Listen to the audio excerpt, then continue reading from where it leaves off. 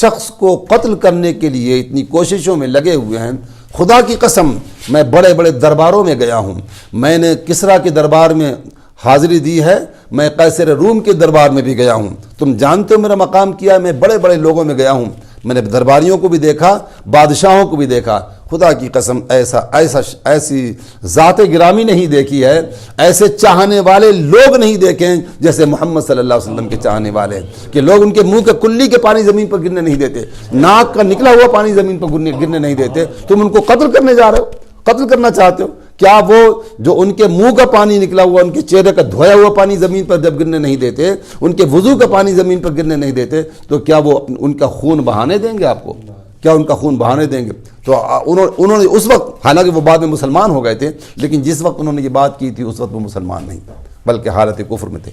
تو حضرات گرامی، یقین علماء کرام کے جب کوئی بھی آدمی کسی سے محبت کرتا ہے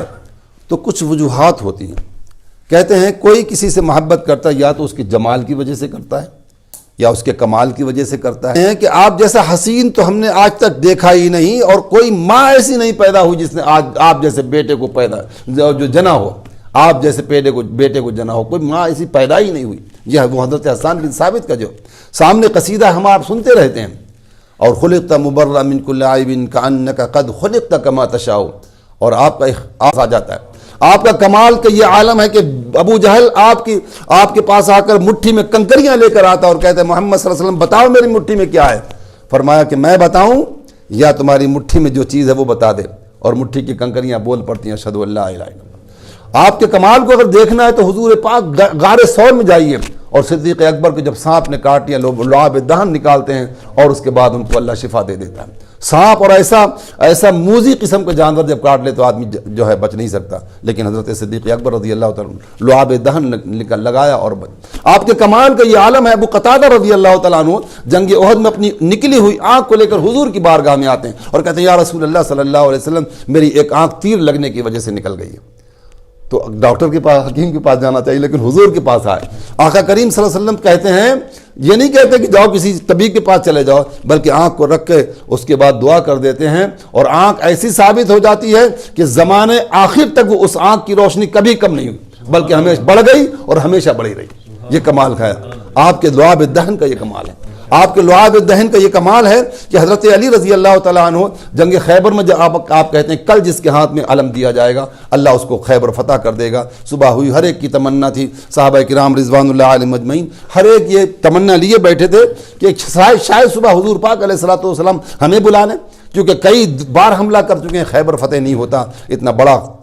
جو ہے قلعہ ہے اور ہماری جرت نہیں ہوتی ہم وہاں تک پہنچ پائیں، لیکن کل کے لیے بشارت حضور صلی اللہ علیہ وسلم نے دے دی ہے، تو یقیناً اس کے ہاتھ پر اللہ خیبر کو فتح کر دے گا۔ بڑے بڑے جلیل القدر صحابہ کرام دلوں میں یہ محبت لیے بیٹھے اور یہ عقیدت لیے بیٹھے اور یہ تمنا لیے بیٹھے اور یہ آرزو لیے بیٹھے کہ شاید حضور سے ہمیں تو محبت بھی ہے اور آرزو بھی ہے کہ شاید آقا کریم ہم پر نظر کرم فرما دیں، کیونکہ حضور کی نظر کرم کی تو ہر آدمی متمنی تھا کہ آقا کریم ہم پر نظر فرما دیں، اور سب پر نظر فرمائی بھی تھی آپ نے، لیکن صبح کے لیے جب کل کی بات کی گئی تو آپ نے فرمایا علی کو بلاؤ رضی اللہ تعالیٰ۔ صحابہ کرام یہ بھی نہیں تھا کہ کسی کو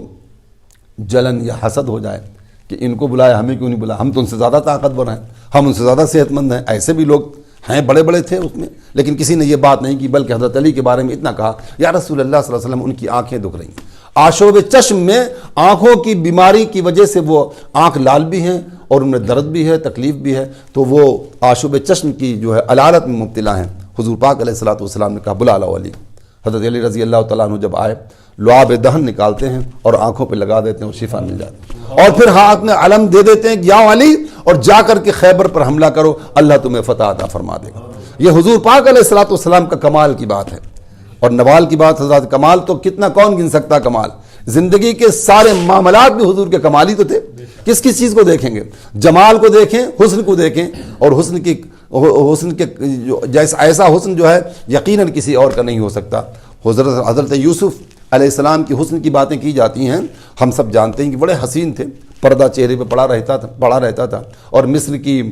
جو ہے عورتوں نے، خواتین نے جب زلیخا نے بلایا انہیں اور کہا کہ اپنے حضرت زلیخا رضی اللہ تعالیٰ عنہ اس وقت جو ہے وہ ایک عزیز مصر کی بیوی تھی، جب بلایا ان کو اور کہا ان سے کہ اپنے جو ہے جس کے بارے میں تم مجھے طعنہ دیتی ہو کہ یوسف پر اور ایک غلام پر تم فدا ہو گئی ہو، اب غلام کو بلاتی ہو یہ نیبو لو اور یہ جو ہے چھری لو اور اپنے اپنے نیبو کاٹ لینا جب میں کہوں۔ جب دیکھا حضرت یوسف علیہ السلام کو بلایا گیا اور جب یوسف علیہ السلام آئے اس محفل کے اندر، جب چہرے سے نقاب اٹھاتے ہیں تو وہ زلیخا بولتی ہیں ہاں اپنے نیبو کاٹ دو۔ جب نیبو کاٹنے لگیں تو سب نے اپنی انگلیاں کاٹ لیں،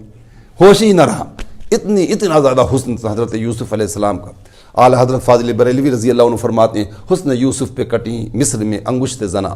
یعنی زنا کا مطلب عورتوں نے، حسن یوسف پہ کٹی مصر میں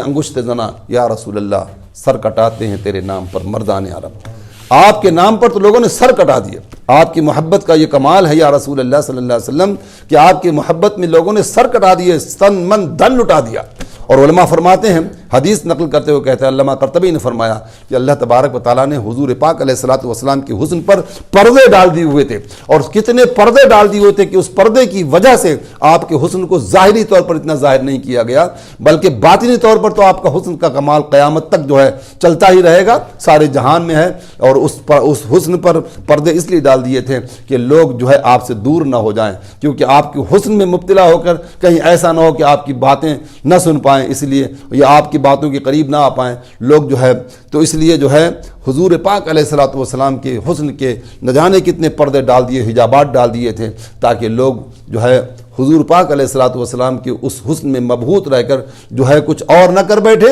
اور صحیح معنوں میں جو آپ کی تعلیمات تھیں اس تعلیمات کو فراموش نہ کر سکیں۔ حضور پاک علیہ الصلوۃ والسلام کا صحیح حسن، ظاہری حسن تو ظاہر نہ کیا گیا، لیکن باطنی حسن کے چرچے ساری دنیا میں ہیں اور قیامت تک رہنے والے۔ حضرات گرامی، حضور پاک علیہ الصلوۃ والسلام ہمارے آپ کے پیارے آقا مصطفیٰ کریم صلی اللہ علیہ وسلم کے تیسری بات پہ بات کر کے اپنی بات ختم کروں گا کہ آپ کا نوال کا مطلب یہ ہوتا ہے دینا، سخی، سخاوت کرنا، اور آپ صلی اللہ علیہ وسلم کی بارگاہ میں سخاوت کرنے کے کتنے واقعات ہیں۔ کوئی آتا ہے اور کہتا ہے یا رسول اللہ صلی اللہ تعالیٰ علیہ وسلم مجھے یہ جو آپ کی اس وادی کے اندر جو جانور ہیں ان جانوروں میں سے کچھ مجھے جانور عطا فرما، کچھ بھیڑیں کچھ بکریاں عطا فرما دیں۔ آپ نے فرمایا کہ سارے کے سارے لے جاؤ، سارے کے سارے لے جاؤ۔ جا کر کہتا ہے اپنی قوم میں جا کر کہتا ہے لوگو محمد صلی اللہ علیہ وسلم تو اتنا دیتے ہیں کہ کبھی فقیری کا گمان بھی نہیں کر سکتے ہو، آ جاؤ ان کی بارگاہ میں مسلمان ہونے کے لیے، وہ تو اتنا دے دیتے ہیں کہ زندگی بھر نسلیں کھاتی رہیں گی پھر بھی کم نہیں ہوگا۔ آقا کریم صلی اللہ علیہ وسلم کی بارگاہ میں ایک مرتبہ سونے چاندی کا ڈھیر لگا ہوا تھا، مال غنیمت میں کچھ حصہ اناج کا بھی ہوتا ہے، مختلف قسم کے مال غنیمت ہوتے ہیں۔ ایک مرتبہ مال غنیمت کا بہت حصہ جو ہے آیا اور اس میں سونے چاندی کا ڈھیر لگا ہوا۔ حضرت عباس رضی اللہ تعالیٰ عنہ حضرت نبی اکرم صلی اللہ علیہ وسلم کے چچا آتے ہیں اور کہتے ہیں یا رسول اللہ صلی اللہ علیہ وسلم بدر کے میدان میں مجھے شکست ہو گئی تھی، میں کافروں کے ساتھ آیا تھا اور مجھ پر جو ہے فدیہ بھی مجھے لیا گیا، میرے اور بھی میں نے کئی جو ہے جزیہ دیے ہیں فدیے وغیرہ، میرے پاس مال ختم ہو گیا ہے، تو مجھ پر کرم کیجیے اور مجھے اس میں سے غنیمت میں سے حصہ دے دیجئے۔ آپ نے فرمایا لے لو۔ جب وہ بڑھنے لگے آگے تو کہا کتنا لے لوں؟ کا جتنا چاہو لے لو۔ لینے کے لیے انہوں نے اپنی جو تھیلا لائے ہوں گے یا جو بوری یا گونی جسے ہم کہتے ہیں لائے، انہوں نے بھرنا شروع کر دیا، اتنا زیادہ بھر لیا کہ ان سے اٹھا ہی نہیں، اتنا بھر لیا انہوں نے کہ ان سے اٹھا ہی نہیں۔ حضور نے فرمایا جتنا چاہو لے لو، یہ سارا کا سارا ڈھیر جتنا چاہو لے لو۔ دل دیکھیے حضرات گرامی، جو آیا اس کو آنے کے بعد میں ایسا نہیں کہا کہ اس کو خالی ہاتھ رکھا، جتنا چاہو لے لو۔ بھر لیا انہوں نے، اٹھا نہیں۔ کہا یا رسول اللہ تھوڑی سی مدد کر دیجئے۔ فرمایا نہیں، جتنا چاہو اٹھا سکتے ہو لیکن میں ہاتھ نہیں لگاؤں گا۔ انہوں نے کسی اور سے کہا نہیں، یہ کوئی بھی تمہارے ساتھ اس میں مدد نہیں، تم جتنا چاہو اٹھا سکتے ہو۔ پھر ان کو اٹھایا، جتنا انہوں نے بھر سکے بھر لیا اور اٹھا لیا، اور اٹھانے کے بعد پھر وہ چل نہیں پا رہے تھے، لیکن چلتے ہوئے وہ نکل گئے اور چلے گئے اپنی وہاں سے نکل کر یعنی اس مجلس سے، اور بہت زیادہ تعداد میں آقا کریم صلی اللہ علیہ وسلم نے ان کو عطا فرمایا تاکہ دوبارہ کوئی لینے کی نوبت نہ آئے۔ اسی لیے کہا جاتا ہے کہ حضور کی بارگاہ سے کوئی خالی نہیں جاتا، جو تمنا لے کر جاؤ وہ تمنا پوری ہو جاتی ہے۔ حضور پاک علیہ الصلوۃ والسلام کی بارگاہ میں ایک شخص آیا اور انہوں نے کہا یا رسول اللہ صلی اللہ علیہ وسلم ہم نے یہ سنا تھا کہ آپ کچھ مال غنیمت تقسیم کر رہے ہیں، ہم بہت دور سے آئے تھے، اے اللہ کے رسول صلی اللہ علیہ وسلم اب تو مال ختم ہو گیا، اب میں کیا کروں؟ اور بڑی حسرت اور بڑی تمنا کے ساتھ حضور کی بارگاہ میں کہتے ہیں بڑی آرزو تھی کہ کچھ ہمیں بھی مل جاتا، کیونکہ اس زمانے میں غریبی بھی تھی اور مسلمان بہت سارے غریب مسلمان دور دور کے ہو گئے تھے، جب انہیں پتہ چلتا تھا کہ مال تقسیم کیا جا رہا ہے تو ان آتے تھے اور حضور انہیں مالا مال فرما دیتے، لیکن جب یہ پہنچے تو مال ختم ہو چکا تھا۔ اب وہ تھوڑی سی چہرے پہ ہو جاتی کہ میں بڑی تمنا لے کے دور سے آئے تھے لیکن یہاں تو مال ہی ختم ہو گیا۔ جب مال ختم ہو گیا تو حضور پاک علیہ الصلوۃ والسلام نے کہا فلاں دکان پر چلے جاؤ، جو کچھ چاہیے وہاں لے لیں، اور لینے کے بعد کہہ دینا اس کا بل جو ہے محمد صلی اللہ علیہ وسلم۔ حضرت عمر رضی اللہ عنہ نے کہا یا رسول اللہ صلی اللہ علیہ وسلم آپ اس بات کے مکلف نہیں ہیں، یہ مت کیجیے۔ فرمایا مجھے یہ بات پسند نہیں ہے۔ آپ نے فرمایا مجھے یہ ایک صحابی انصاری کہتے ہیں یا رسول اللہ آپ خرچ کرتے رہیے، جتنا خرچ کر اللہ آپ کو دیتا رہے گا، آپ خرچ کرتے رہیں، آپ لوگوں کی جھولیاں بھرتے رہیں، رب تبارک و تعالیٰ آپ کو دیتا رہے گا۔ اور یہی طریقہ کار تھا۔ حضرت بلال رضی اللہ تعالیٰ عنہ کہتے ہیں ایک مرتبہ نبی اکرم صلی اللہ تعالیٰ علیہ وسلم کی بارگاہ میں بہت سارا مال آیا، تقسیم فرماتے رہے، شام ہو گئی۔ حضور پاک علیہ الصلوۃ والسلام نے کہا بلال مال تو باقی ہے، تقسیم کر دیا گیا، میں گھر میں نہیں جاؤں گا جب تک کہ یہ مال پورا خرچ نہیں ہوگا، میں گھر میں نہیں جاؤں گا۔ آپ دیکھیں مسجد نبوی شریف کے ساتھ ہی حضور کا گھر ہے، بی بی عائشہ صدیقہ رضی اللہ عنہا کا کمرہ ہے اور ازواج مطہرات کے کمرے ہوں گے۔ فرمایا کہ جب تک یہ پورا مال خرچ نہیں کر لوں گا میں اپنے گھر میں نہیں جاؤں گا، آج رات میں یہیں مسجد میں رہوں گا۔ اور آپ دیکھیں حضور پاک علیہ الصلوۃ والسلام نے دوسرے دن بلال اس کی تدبیر کرو کہ یہ سارا کا سارا مال ان کے حقداروں میں سب کو تقسیم کر دیا جائے۔ حضرت بلال رضی اللہ تعالیٰ عنہ آئے، تشریف لائے، دوسرے دن حاضر ہوئے اور کہا یا رسول اللہ میں نے انتظام کر دیا ہے، میں نے انتظام کر دیا ہے، اور بلا لیا ان لوگوں کو اور سارا مال آپ نے ایک ایک کوڑی جن کے ہم کیسے ایک ایک پیسہ سب خرچ کر دیا۔ تو حضور نے فرمایا یا رب تیرا شکر احسان ہے کہ میں نے سارے تیری امانتیں دوسروں تک پہنچا دیں جہاں تک پہنچا۔ حضرت گرامی یہ تھا آقا کریم صلی اللہ علیہ وسلم، گھر میں 2 مہینے تک چولہا نہیں جلتا۔ حضرت سیدہ بی بی عائشہ صدیقہ رضی اللہ تعالیٰ عنہا سے کسی نے پوچھا ام المومنین رضی اللہ عنہا آپ جب نہیں چولہا جلتا تھا تو کیا کھاتے تھے؟ آپ نے فرمایا کبھی کھجور کھا لیتے، کبھی پانی پی لیتے، کبھی دودھ ہوتا تو وہ پی لیتے، اور اسی طریقے سے ہم اپنی زندگی گزارے۔ کسی ازواج مطہرات میں سے کسی نے یہ نہیں کہا کہ ہم بھوکے کیوں رہیں، ہمارے پاس کھانا نہیں، بلکہ وہ حضور پاک علیہ الصلوۃ والسلام کے گھر کا یہ طریقہ کار، ورنہ یہ کہ حضرت نبی اکرم صلی اللہ علیہ وسلم کی بارگاہ میں ایک فرشتہ آتا ہے اور کہتا ہے یا رسول اللہ صلی اللہ علیہ وسلم اگر آپ چاہیں تو اللہ تبارک و تعالیٰ بطحا کے پہاڑوں کو سونا بنا دے، آپ جہاں چاہیں گے یہ بطحا کے پہاڑے آپ کے ساتھ چلیں گے۔ کہا آپ صلی اللہ علیہ وسلم نے فرمایا مجھے بطحا کے پہاڑوں کے سونے سے کیا مطلب، میں تو چاہتا ہوں کہ ایک دن کھاؤں تو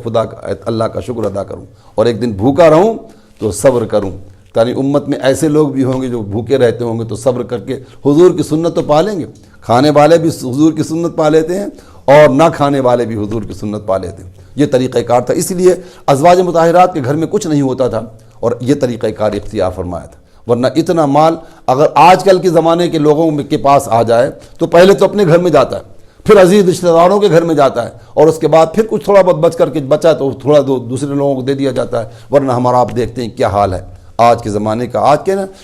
بعد کے زمانوں کا حال ایسا ہی ہوتا رہا ہے۔ لیکن حضور پاک علیہ الصلوۃ والسلام نے جو تعلیم دی ہے حضرات گرامی، وہ تعلیم کہیں اور نہیں ملتی۔ خدا کی قسم اگر حضور سے محبت نہ کی کسی نے، حضور سے چاہت کسی نے نہ رکھی، حضور پر کوئی ایمان نہ لایا، حضور صلی اللہ علیہ وسلم پر کسی نے یقین نہ کیا، دنیا کی کون سے کمال والا شخص ہوگا، دنیا کا کون سے جمال والا شخص ہوگا، دنیا میں کون ایسے نوال والا شخص ہوگا، ذات ہوگی جو کوئی اور ہو سکتی ہے۔ یقیناً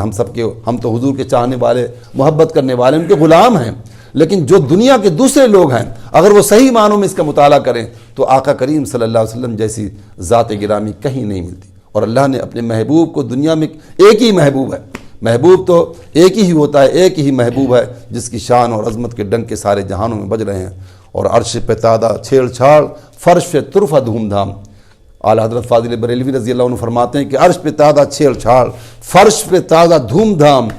کان جدھر لگائیے تیری ہی داستان ہے، ہر جگہ آپ کا ہی نام ہے۔ اللہ تبارک و تعالی ہم سب کو اپنے اور اپنے رسول صلی اللہ علیہ وسلم سے والہانہ عشق اور محبت نصیب فرمائے، اور صحیح معنوں میں ہر حضرات گرامی یہ محفلیں جو ہوتی ہیں میلاد کی اور مجلسیں جو ہوتی ہیں، اس میں بھی حضور پاک علیہ الصلوۃ والسلام کی جب بات کی جاتی ہے کچھ نہ کچھ محبت کا ذریعہ اس میں عنصر پایا جاتا ہے۔ اللہ تعالی ہم سب کو بھی ان اپنے نیک بندوں کے جو حضور کے چاہنے والے غلام، سچے غلام تھے، ان کے صدقے میں ہمیں بھی حضور کا چاہنے والا غلام بنا دیں، محبت کرنے والا غلام بنا دیں، ہماری دنیا بھی اللہ بہتر کر دے اور آخرت اس سے بھی بہتر کر دے۔ ہم دعا کریں اللہ تبارک و تعالی ہم سب کو حضور پاک علیہ الصلوۃ والسلام کی شفاعت کبریٰ نصیب فرمائے۔ دعا کیجیے الحمدللہ رب العالمین والصلاۃ والسلام علی سیدنا و مولانا محمد و آلہ و اصحابہ اجمعین۔ یا رب کریم ہم سب پر اپنا خاص فضل فرما دے، اس محفل پاک کو قبول فرما اور ہمارے اور